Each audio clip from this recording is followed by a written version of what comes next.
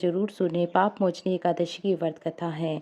अर्जुन ने कहा, हे कमल नयन, मैं जो जो एकादशी के व्रत की कथाएं सुन रहा हूँ, त्यों त्यों अन्य एकादशी के व्रतों की कथाएं सुनने की मेरी जिज्ञासा बढ़ रही है।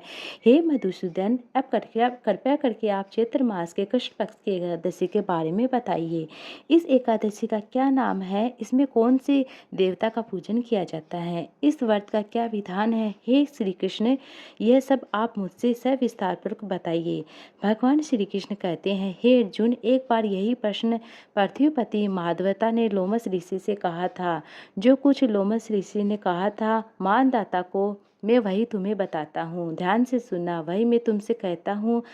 राजा मानदाता ने धर्म के गुहात रहस्यों की ज्ञाता के लिए महर्षि लोमस ऋषि से पूछा, हे ऋषि सर्वश्रेष्ठ, मनुष्य के पापों का नाश करने वाली कोई ऐसी व्रत का विधान बताइए। क्या ऐसा कुछ संभव है? कुछ उपाय बताइए। कृपया करके कोई ऐसा सरल सा उपाय बताइए जिससे सहज ही पापों से छुटकारा मिल जाए। तब महर्षि लोमश ने कहा, हे नरपते, चैत्र मास के कृष्ण पक्ष की जो एकादशी आती है उसे पाप मोचनी एकादशी के नाम से जानते हैं। इसके व्रत करने से मनुष्य के सभी पाप नष्ट हो जाते हैं। मैं तुम्हें इस व्रत की कथा सुनाता हूँ, ध्यान से सुनना। प्राचीन समय में चित्ररथ नाम का एक वन था। उसमें अप्सराएं किन्नरों के साथ विहार कर रही थी। वहाँ सदैव बसंत का मौसम बना रहता था, अतः उस जगह सदा नाना प्रकार के फूल खिले रहते थे। कभी गंधर्व कन्याएं विहार करती थी, कभी देवराज इंद्र अन्य देवताओं के साथ क्रीड़ा करते थे। उसी वन में मेधावी नाम का एक ऋषि भी तपस्या में लीन रहता था। वह बड़ा ही परम शिव भक्त था। एक दिन मनुज घोषा नाम की एक अप्सराएं उन पर मोहित हो जाती है। उनकी निकटता का लाभ उठाने की चेष्टा करती हैं। इसलिए वह कुछ दूरी पर बैठ जाती हैं और अपने मधुर वीणा से मंजू घोष को उसे मोहित करती हैं। उसी समय शिव भक्त महर्षि मेधावी कामदेव भी जीतने का प्रयास करने लगते हैं। कामदेव ने उस सुंदर अप्सरा के भू भू का धनुष बनाया और एक कटाक्ष को उसकी प्रत्यंचा बनाई और अनेक नेत्रों को मंजू घोषा का अप्सरा का सेनापति बनाया। उस तरह कामदेव अपने शत्रु भक्त को जीतने को तैयार हुआ था। उसी समय महर्षि मेधावी भी युवावस्था में थे, काफी हष्ट पुष्ट थे। उनको यज्ञोपति दंड धारण कर रखा था। वे दूसरे काम के समान प्रतीत हो रहे थे। उस मुनि को देखकर कामदेव के वश में हुई मनुजा घोषा के धीरे धीरे मधुर वाणी से वीणा पर गायन शुरू किया और महर्षि मेधावी मंजू घोषा के मधुर गायन को सुनते हैं तथा उसके सौंदर्य पर मोहित हो जाते हैं। वह अप्सरा मेधावी मुनि को कामदेव से पीड़ित जानकर उसे आलिंगित करने लगती है। महर्षि मेधावी उनके सौंदर्य पर मोहित होकर शिव रहस्य को भूल जाते हैं, काम के वशीभूत हो जाते हैं और उसके साथ रमण करने लगते हैं।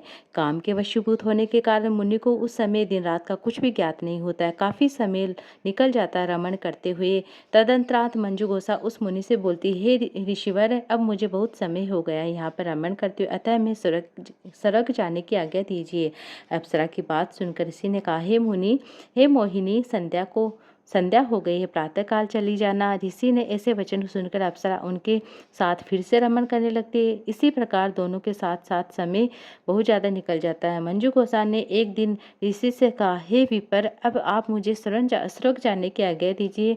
और मुनि ने इस बार भी वही कहा, हे रूपसी, अभी क्या बहुत समय नहीं निकला है, कुछ समय और ठहर जाओ। मुनि की बात सुनकर अप्सरा कहने लगती है, हे ऋषिवर, आपकी रात तो बहुत लंबी होती है, आप स्वयं ही सोच लीजिए कि मुझे आपके पास आए हुए कितना समय हो गया, अब और ज़्यादा समय ठहरना क्या उचित है? अप्सरा की बात सुनकर मुनि को समय का बोध नहीं होता है। वह गंभीरतापूर्वक विचार करने लगता है कि जब उन्हें समय का ज्ञात हुआ कि उन्हें रमण करते हुए 57 वर्ष निकल चुके हैं, तो उस अप्सरा को यह काल का रूप समझने लगते हैं। इतना ज़्यादा समय भोग विलास में व्यर्थ चला जाने पर उन्हें बड़ा क्रोध आता है। वह भयंकर क्रोध में जलने लगते हैं। उस तप नाश करने वाली अप्सरा को बड़े ही गंभीरतापूर्वक भ्रकुटी चढ़ाए हुए क्रोध में देखते हैं। क्रोध में उनका धड़ कांपने लगता है और इंद्रियां बेकाबू होने लगती हैं। क्रोध से थर-थर कांपते हुए स्वर में मुनि ने उस अप्सरा से कहा, मेरे तप को नष्ट करने वाली दुष्ट, तू महापापिनी और बहुत ही दुराचारिणी है, तुझ पर धिक्कार है।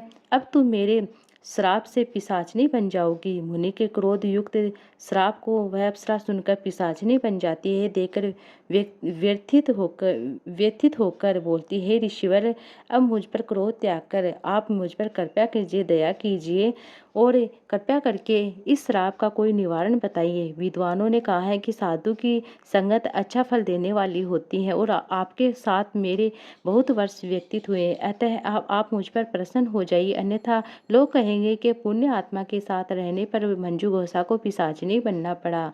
मंजू घोषा की बात सुनकर मुनि को अपने क्रोध पर अत्यंत ग्लानि होने लगती है, साथ ही अपनी अपकृति का भय भी लगने लगता है। अब होता है अतः पिशाचिनी मंजू घोषा ने मुनि से कहा, तूने मेरा बड़ा बुरा किया है, अतः फिर भी मैं तुम्हें इस श्राप से मुक्ति पाने का एक कुछ उपाय बताता हूँ। चैत्र मास की जो कृष्ण पक्ष की एकादशी है उसे हम पाप मोचनी एकादशी कहते हैं। उस एकादशी का आप उपवास करो, विधि विधान से उपवास करना, तेरी पिशाचिनी की देह से मुक्ति मिल जाएगी। ऐसा कहकर मुनि ने उसको व्रत का संपूर्ण विधान समझा दिया। अपने पापों का प्रायश्चित करने के लिए वे अपने पिता यवन ऋषि के पास जाते हैं।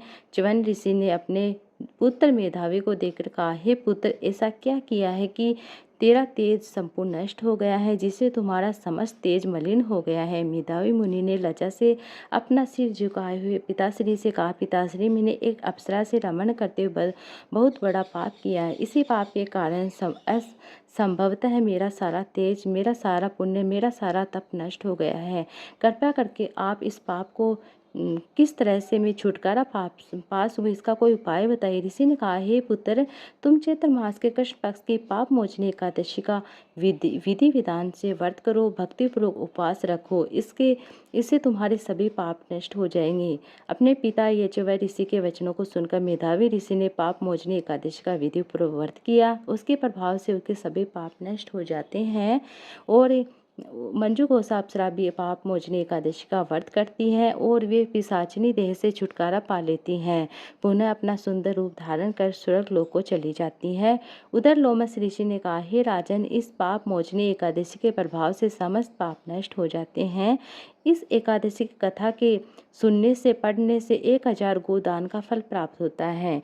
इस उपवास को करने से ब्रह्म हत्या करने वाले को छुटकारा मिलता है, स्वर्ण चुराने वाले को छुटकारा मिलता है, मदपान करने वाले को छुटकारा मिलता है, अंग में गमन करने वाले को भयंकर पापों से भी छुटकारा मिल जाता है, अतः स्वर्ग की प्राप्ति हो जाती है। अंत में ये थी पाप मोचनी एकादशी की व्रत कथा। अब मैं आपको पाप मोचनी एकादशी से संबंधित कुछ विशेष उपाय